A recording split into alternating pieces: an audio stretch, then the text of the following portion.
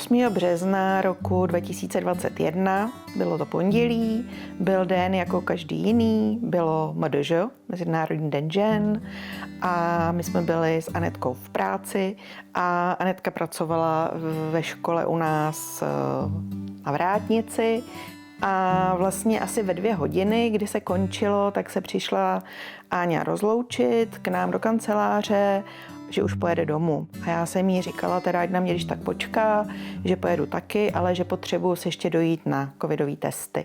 A ona říkala, že ne, že už chce jít domů, že je unavená. Tak ona odešla, rozloučila se a já jsem šla na testy a přišla jsem domů nějak třeba 1,5 hodiny po Anetce a v dětském pokojíčku jsem našla Anetku oběšenou.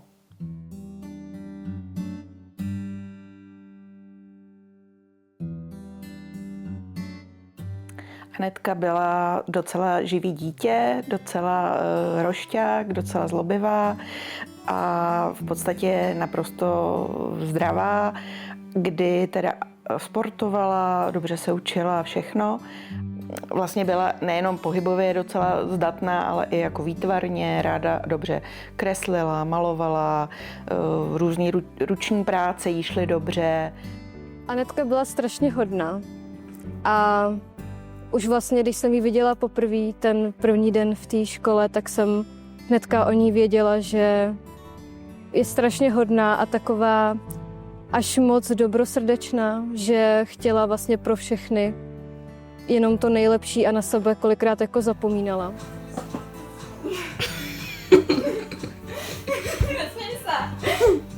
Než prostě jí bylo 18 let a byla vyřčena diagnóza, tak jsme opravdu nevěděli, co se s tou holčinou děje, prostě, která do té doby byla plně v pořádku. Takže hraniční porucha osobnosti je vlastně podtyp emočně nestabilní poruchy osobnosti, která se větví na 2 typy. Jedna je ta hraniční porucha, druhá je porucha impulzivního typu. To není ani charakterová vada. Je to prostě porucha, je to něco, s čím člověk žije a co mu dělá velký problémy ve vztazích a i v nějakým celkovém prožívání. Vlastně jakoby zlom nastal hlavně teda v tom dospívání a v té pubertě, kdy od všeho se tak nějak začínal odklánět a začínalo to být horší a horší. Ahoj lidi, vítejte u mého prvního videa, nebo lidi. Ahoj, já sama sebe vítám, nejvíce ubližuju tím, že přestávám jíst.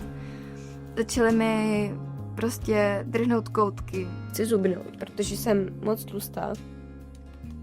Začala se nám strašně měnit před očima, začala být smutná, nemohla spát, špatně se soustředila, až to teda přešlo k sebepoškozování a k pokusům prostě i o sebevraždu a kdy jsme teda už začali vyhledávat i jako odbornou pomoc a vlastně několikrát byla hospitalizovaná během 3 let, od těch 17 do 20, prošla nějakými stacionáři. Ze začátku se mi Anetka se svýma problémama nesvěřovala. Vlastně otevřela se nám všem až po té události, co jí zemřel děda. Tak potom až vlastně to jí přimělo k tomu konečně říct, co jí trápí.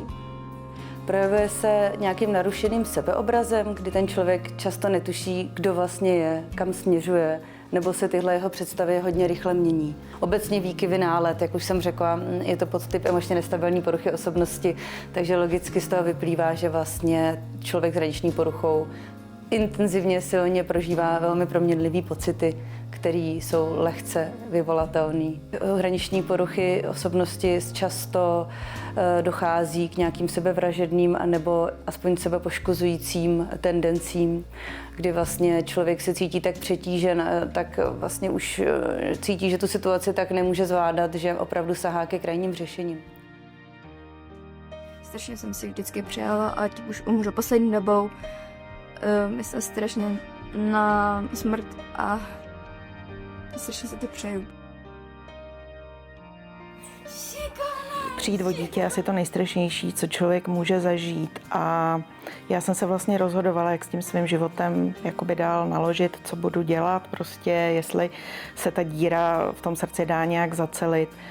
A zjistili jsme s Nikolkou, se starší dcerou, že měla Anetka instagramový profil, Dívka bez hranic, a vlastně na základě toho jsme založili pokračující profil Život na houpačce.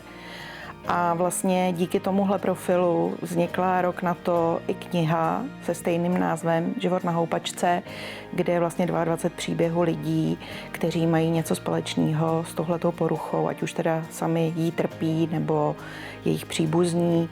A když už jsem si říkala, že by to chtělo něco dalšího, prostě, že nějaký smysl života jsem našla v tom pomáhání a v té osvětě, tak jsem založila pacientskou organizaci právě pro lidi s hraniční poruchou osobnosti a jejich blízké.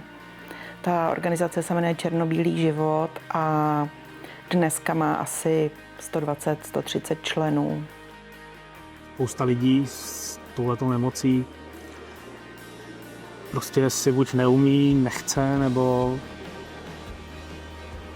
je to těžký prostě o tu pomoc říct, je potřeba jim trošku pomáhat a o tohle se tam snažím vlastně, to je to hlavní.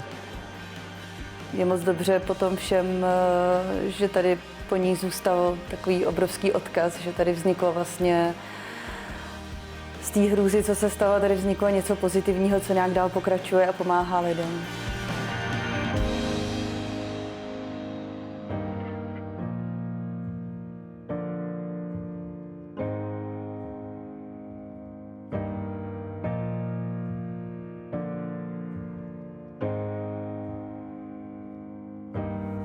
To musíme zvládnout.